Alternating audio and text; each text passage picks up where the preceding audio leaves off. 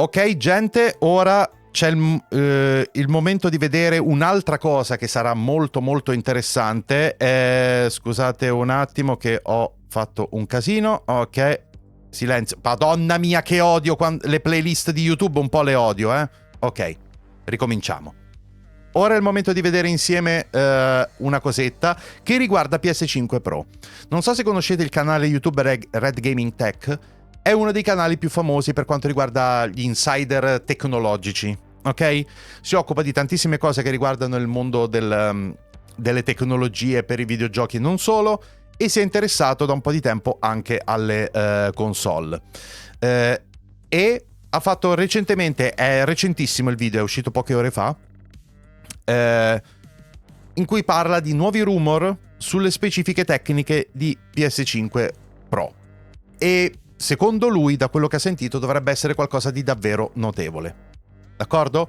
No, non è Prodigy internazionale, no, lui è proprio un insider tech. Cioè, è uno di quelli che segue tantissimo i rumor e ha le sue fonti, oltretutto. Cioè, è uno di quelli lì. E io lo seguo perché lo trovo interessante. Quindi, vediamo un po' di che si tratta. Mettiamo la musica di sottofondo, apriamo l'audio e si va. Vai. Sony's PlayStation 5 Pro is on track to be an immensely powerful machine, and according to developers who have been speaking behind closed doors, it is an entirely different beast when compared to either the Xbox Series X or PlayStation 5 base model systems when running Unreal Engine 5 in its capabilities of delivering truly next-generation visuals and experiences. In fact, it could be much more like what a high-end PC is capable of in terms of visual fidelity.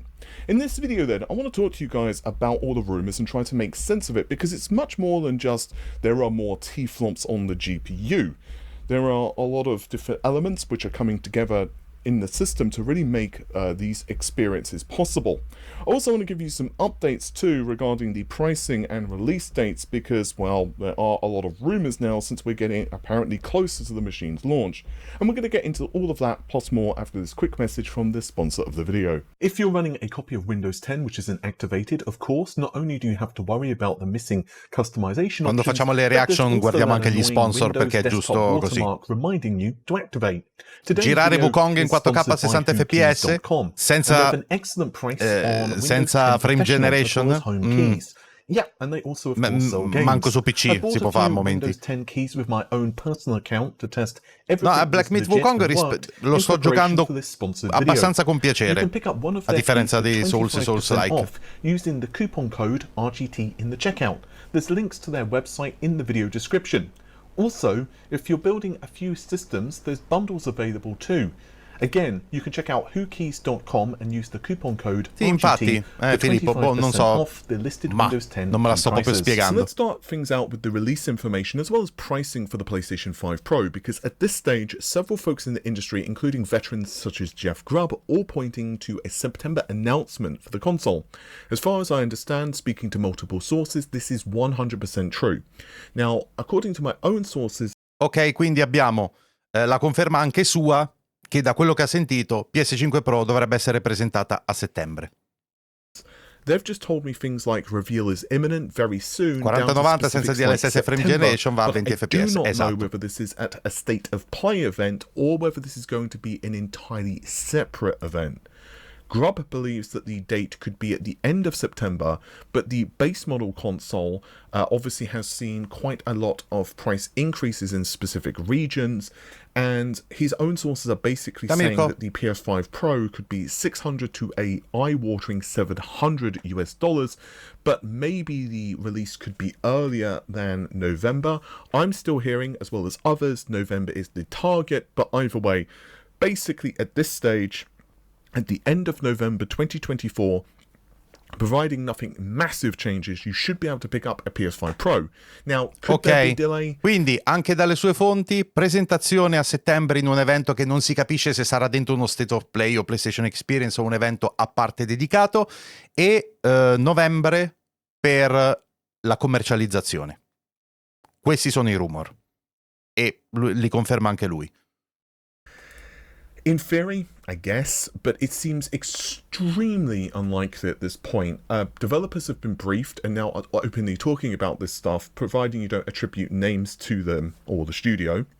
We'll talk more about that in just a second. Documents are now floating around and you can download them from PlayStation development portals, and long story short, the console is very real. It is extremely powerful, and I think it's going to really open a lot of people's eyes what consoles can actually do, especially for things like Unreal Engine 5, which is going to be the main topic of this video.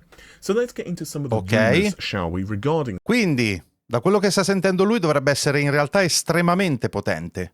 Però dovrebbe spiegare perché. Nel senso, vediamo che cosa ne salta fuori. This because WCCF Tech recently ran an article where Alessio, hopefully I've pronounced that correctly, one of their reporters, was at Gamescom. Now, he basically said that the console was an open secret.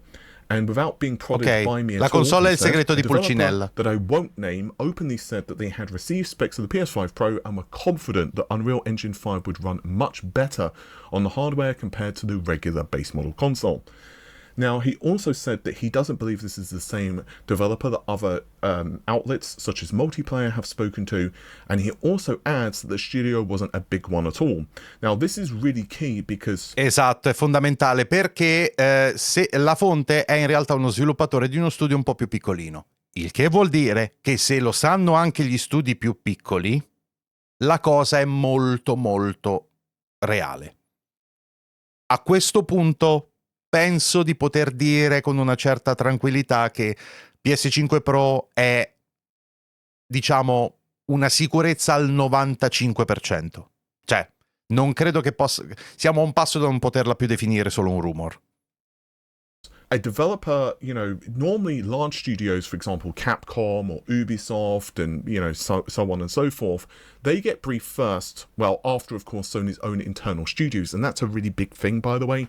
Sony's own studios, for example, Naughty Dog and so on and so forth, they basically help provide a lot of feedback to Sony. So if there's, for example, should we go with more compute? Should we go with a wider design? Should we have this? Should we do that? And basically the studios kind of, it's basically like an iterative process with design. And this is one of the reasons Sony studios work so closely with one another.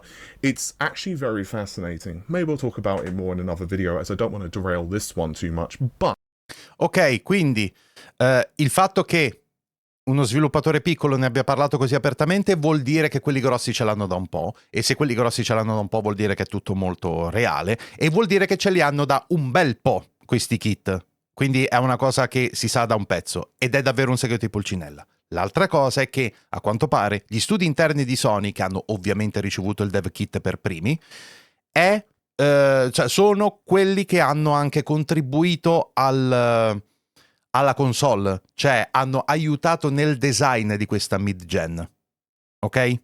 Quindi sì. E per quanto riguarda... Sì, ragazzi, il discorso è sempre lo stesso. Perché questa PS5 Pro? È come comprarsi un hardware più performante, cioè spendi di più per avere, forse, più performance. Poi dipende dagli sviluppatori, ovviamente, però il discorso è sempre quello lì. But this is pretty much what I've been hearing as well. When I was hearing a lot of the rumors and I was leaking the specs of the PS5 Pro early on, I was getting some information from big development studios, but I was also getting some information from other sources that I can't really go into. But now it's not that point anymore. We're at the point where even smaller studios have either seen the documents or at the very least they know the state of play, if you excuse the pun, of the PS5 Pro, because essentially they've just been speaking to other development friends. Just as an example, you might have you might work at a small studio, you might be, you know, like a solo developer, but maybe you have a friend who works at an absolutely massive studio. Like, it's not, you kind of go to these big events and it just is what it is. Like, people speak to one another, you know, off the record and so on. It is what it is. Anyway, now let's talk about the specs of the console. I'm not going to go over these too extensively because we've spoken about them exhaustively in multiple videos before, but basically the CPU is essentially identical to that of the previous system. Ecco qua le specifiche, ragazzi, le vedete a schermo. In the GPU a little bit.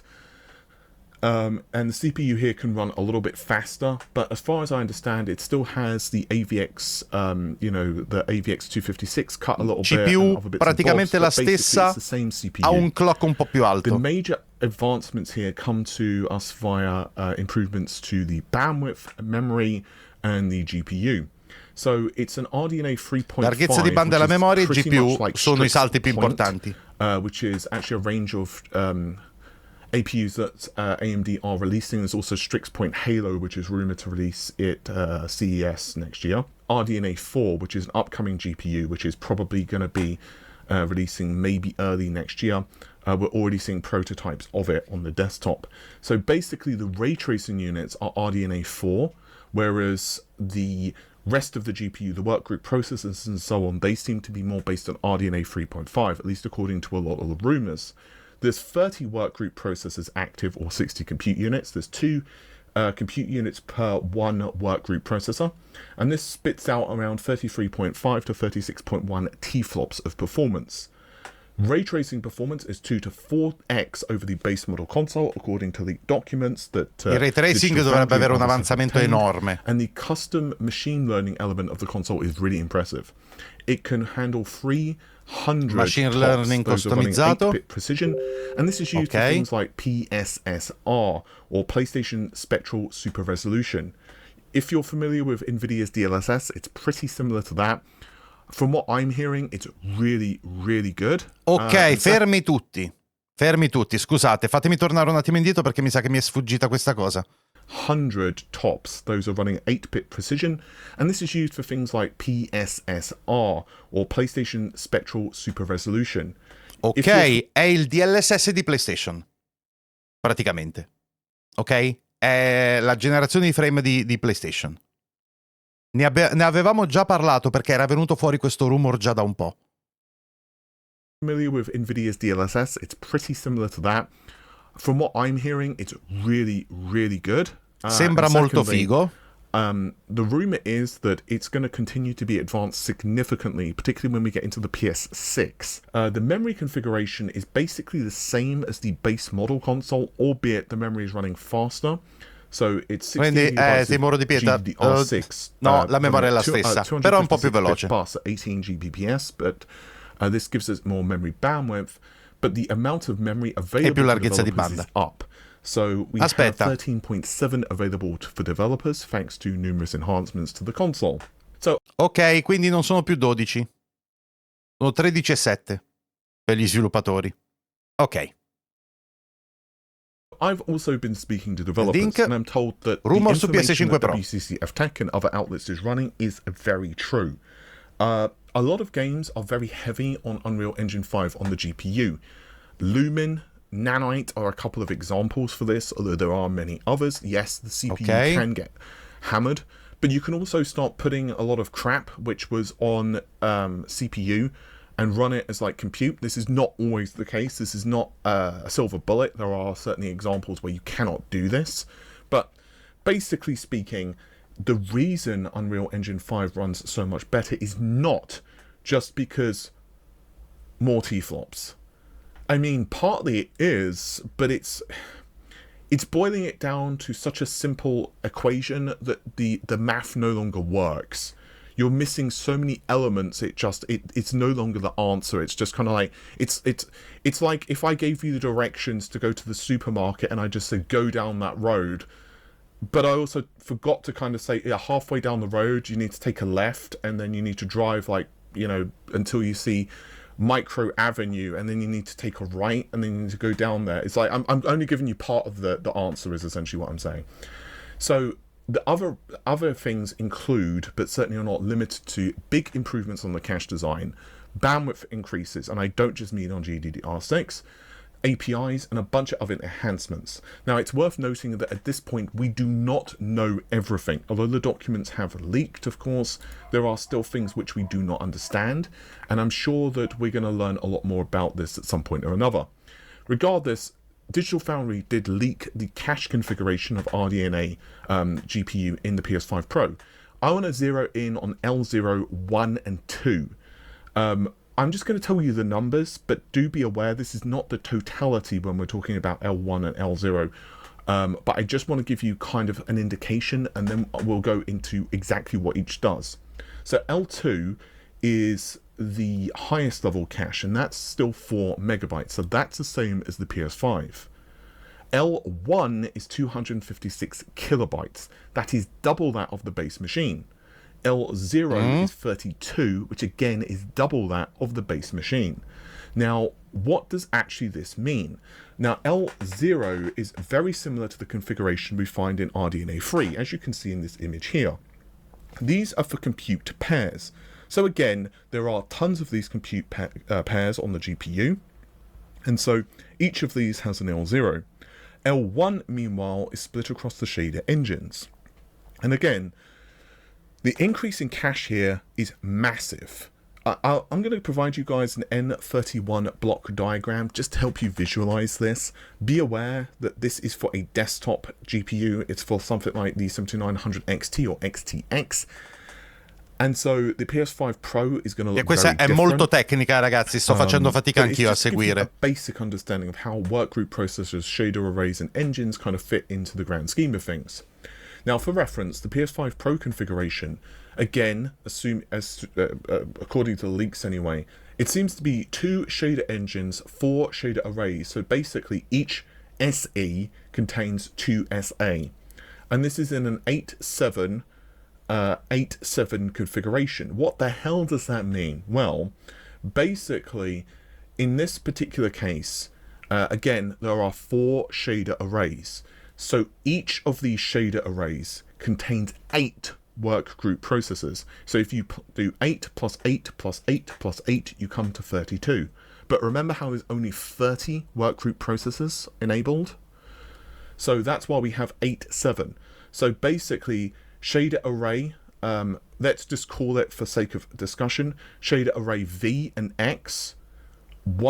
Let's just say hypothetically that the one of the shader arrays under shader engine 1 has a workgroup process disabled, and the same thing could be said for another shader array in the other shader engine. This is basically just for yield purposes.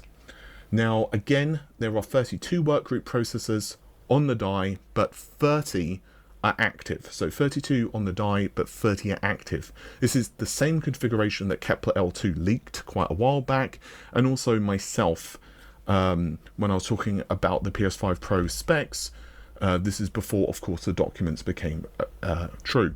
This is before, by the way, the documents started to emerge.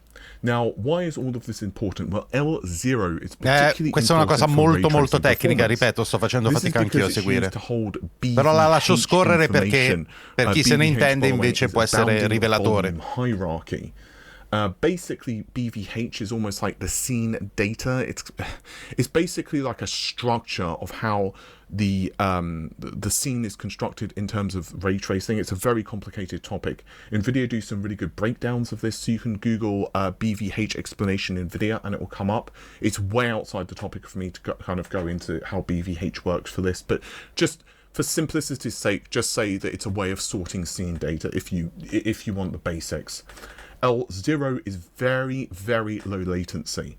And again, it's basically right on top of the shaders. So because of this, you can see a significant uptick in performance due to BVH being quite sensitive to this. By the way, Sony themselves say that this was a really big element of ray tracing being faster.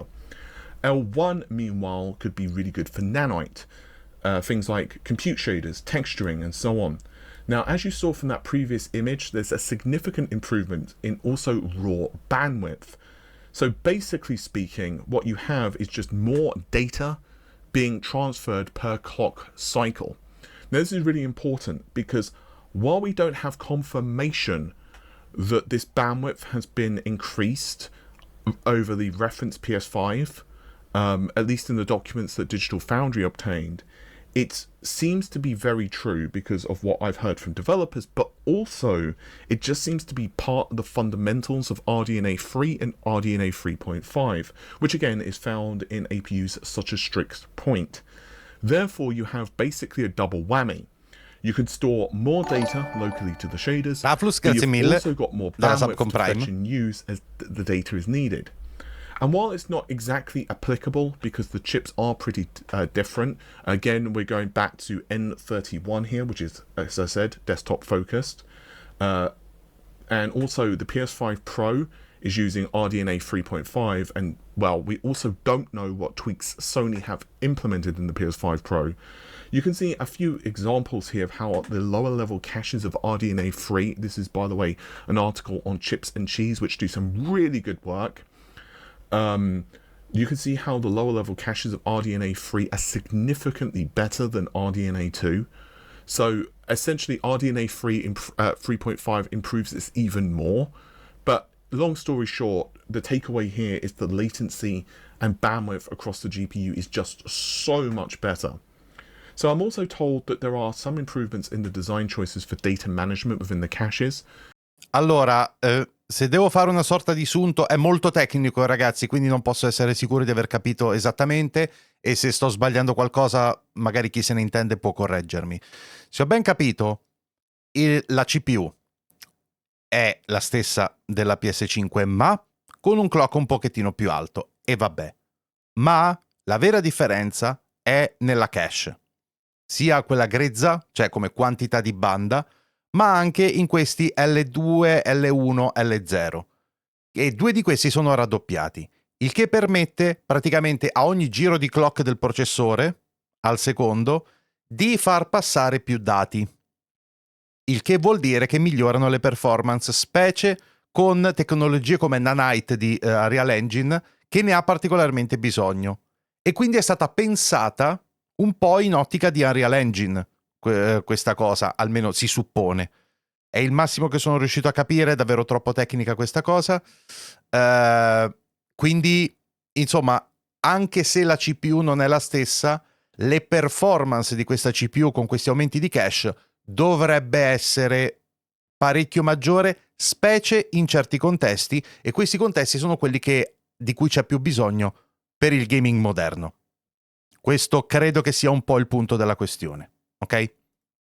The PS5 has the data scrubbers, correggetemi se ho sbagliato which essentially qualcosa. help evict data from the caches which are just not required anymore. And it does so very well. It basically, the developers don't really need to do anything. And evicting and making sure that data is up to date is really important because you're dealing with so many different levels of cache, so many different parts of cache. It becomes really important to make sure that you don't have duplicate data across the cache. You also need to make sure that data is where it needs to be. So you start, it becomes a really, really complicated topic, like data management across caches, way outside the topic of this video. But if you get a cache miss on like L1 and it needs to go to L2 to see, oh, by the way, is this data here? And it's like, no, sorry, we had to just chuck that out a while ago because yeah, we needed to pull something else in. Then it needs to go to GDDR6. And it might not sound a big deal to say, oh, well, this is like X nanoseconds and this is X nanoseconds, and now to pull the data in, it's a few. It doesn't sound like a big deal, but it can spill into like, well, now this whole operation that required this data is now going to have to spill out to a new frame, and that can cause like stutters and other bits and pieces. So I don't know whether the improvements to the cache improvements that were told to me on the PS5 Pro are simply because of RDNA 3.5, or whether it's something that Sony themselves fundamentally tweaked. I would not be surprised if Sony tweaked something and just enhanced something that was part of the PS5 originally, but again, I don't know that for certain. So it could be that this is just something AMD did and Sony are like piggybacking off of it, or it could be that they took AMD's work and tweaked and enhanced it. Either could be right, or both could be right. They could have kind of done a mixture of both. Further to all of this, Sony have also made some significant advancements to take advantage of the PS5 Pro using their own software and APIs. I don't really need to say anything more about that. We all know that Sony do a crap ton of work on APIs. Now, I am told that Sony are planning to offer an overview of what the PS5 Pro is capable of, like a technical overview, with Mark Cerny being present, much like he did with the PS4 Pro, the PlayStation 5 and other consoles. Now, whether this is going to happen or not, frankly, I'm still a little skeptical, but I do think it's quite likely, given, of course, we have seen it in the past. It will be very interesting, though, to see how Sony does market the PS5 Pro, depending on the pricing. Now, certainly, if you're already a member of the PlayStation ecosystem, let's say you own a PS5, then I think jumping to a Pro, assuming you have the financial capability to purchase the machine, and also a TV which is going to be able to take advantage of it, in other words, 120Hz or better display with, you know, VRR and all of the goodies that you would kind of look for in a modern display, well, honestly, you're just going to be getting an experience which is just that much better than the base model console. Obviously, not all games will be patched, but there are numerous boost modes that the PS5 Pro does offer to help frame rates become more stable with unpatched titles, and of course you can expect games that are more recent, especially from Sony's first-party studios. You can probably imagine like God of War Ragnarok and so on, are all going to be getting patches to just really make full use of what the machine is capable of. And it's going to be very interesting to see, let's say, Spider-Man 2 running on the PS5 versus PS5 Pro, because you can just imagine how much better the ray tracing is going to... I think it's going to look pretty phenomenal. Now, obviously, if you're a PC gamer primarily and you just kind of dabble occasionally in the PS5 to just play, let's say, Sony exclusive titles like Wolverine, and you don't want to wait for the PC ports or whatever, then maybe you're just going to be happy with the base model console just to kind of play the game and eventually maybe pick it up again on the Pro. But I think the real interesting question is going to be for Xbox owners. Now, if you're not really interested in picking up a PC, and I know not everyone is, and you're currently on the Xbox, there is a good possibility you probably don't want to ditch the Xbox because you've got games on it, you're part of the ecosystem. However, we're already seeing Indiana Jones, we've of course seen the new Doom, and there are a lot of reports that other games are going to be seeing ports as well. Indeed, I have personally heard from a couple of folks that, I wouldn't say it's the entire slate, but a large number of games. I've heard everything from Starfield is definitely coming over at some point or another. I think Avowed was another game. Anche lui ha sentito che col tempo arriveranno veramente tanti giochi dall'ecosistema Xbox anche su PS5. And so on and so on. And, you know, it's going to be very interesting because if you even are an Xbox fan, just, you know, you're just ultimately going to be getting a better experience on the PS5 Pro simply because it's just got more compute power. Even if the developers don't 100% take advantage of it, you know, down to the absolute minute details of the architecture, you're still going to be getting higher resolutions, presumably, than what the Series X is capable of. You're probably going to be getting better ray tracing. It's just ultimately going to look better. So it's going to be very interesting to see how Microsoft as well deal with that in terms of marketing. Ultimately, Microsoft can and will, of course, be continuing to port games to the PC. But it's going to be very interesting to see how the next couple of years actually does end up playing out for the consoles. To my understanding, and obviously Microsoft themselves have said that the next generation Xbox is still going to be happening, but yeah, I mean, Microsoft's vision anyway does seem to be lying more in a multi-platform direction, so it's going to be very interesting to see how all of that occurs. With that said, guys, hopefully you have enjoyed this video. I am very much looking forward to the PS5 Pro. I am much more of a PC gamer, as regular viewers know, but I'm still probably going to be picking up the Pro anyway, because, well, I'll just be honest with you guys, I want Wolverine. It looks very fun, so, you know, I want the best visuals possible. I'll probably give up my base model console, probably going to give it to my uncle, because he's retired, so, you know, he kind of plays on PlayStation, so, yeah, probably give the PS5 to him, because at the moment he's just got a PS4, and yeah, so at the very least it gives him a nice system, and me, well, you know, that means I get to play shiny games in the best visuals possible. By the way, sorry for the slightly inconsistent stuff with the camera recently and just not putting up as much content. As I've mentioned in a previous video, I got absolutely ravished with like some type of stomach bug almost a week ago now, and it just wasn't good. So I'm pretty much mostly recovered now, but you know, still not 100%. So yeah. But with that said, take care of yourselves. Bye for now. Ok, allora ragazzi, abbiamo ora, facendo un sunto di tutto quello che abbiamo visto, una parte centrale di questo video era particolarmente tecnica e quindi, voglio dire, io ve l'ho mostrata lo stesso perché sono comunque informazioni e magari è utile saperle per voi e per chi se ne intende un pochettino di più. E di nuovo, se ho detto qualcosa di sbagliato sulle conclusioni a cui sono giunto, correggetemi, e anche dopo quello che avrò detto adesso. Se ho ben capito, ora, la PS5 Pro avrà il maggior aumento, diciamo, lato GPU, soprattutto per quanto riguarda il ray tracing, ma la CPU rimarrà la stessa. Detto questo, ci sarà un aumento della cache di altre cose, che è un po' simile, se non ricordo male, di nuovo correggetemi se sbaglio, a quello che è successo tra il salto della generazione Ryzen tra la 2 e la 3. No? Che in realtà l'aumento di cache è quello che ha portato alle maggiori performance e non è tanto il clock, se non ricordo male, di nuovo correggetemi. E quindi possiamo avere probabilmente delle performance in più. E siccome queste performance in più sono le cose cruciali che servono in questo momento nel mercato videoludico, potremmo avere con PS5 Pro effettivamente dei giochi che girano parecchio meglio.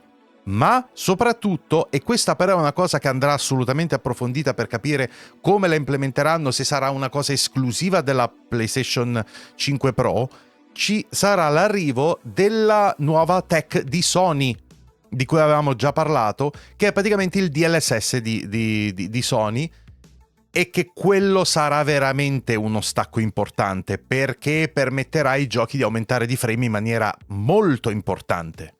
Ok? State notando che moltissimi giochi su console ultimamente stanno faticando a offrire una modalità performance a 60 fps che sia anche soddisfacente dal punto di vista visivo, giusto? Ecco, questo perché? Perché le console quasi non montano delle tecnologie adeguate per il frame generator, e come invece c'è su PC già da tempo. Perciò lo stacco potrebbe essere davvero forte percepito dall'utente finale, anche più di quanto non immaginassimo all'inizio. Io stesso non è che mi aspettassi chissà che distacco da questa PS5 Pro, ma dopo aver sentito queste cose effettivamente devo un attimino rifletterci. Comunque, questo è lo stato delle cose. Il video era di Red Gaming Tech, che è uno di quelli che appunto proprio mastica tantissimo rumor e leak e ha delle fonti sue, quindi quello che dice di solito è, diciamo, basato su delle cose che sono arrivate a lui come informazioni dirette o abbastanza dirette. Perciò, insomma, vediamo come evolverà la cosa. Sono più curioso di prima di questa PS5 Pro. Sì.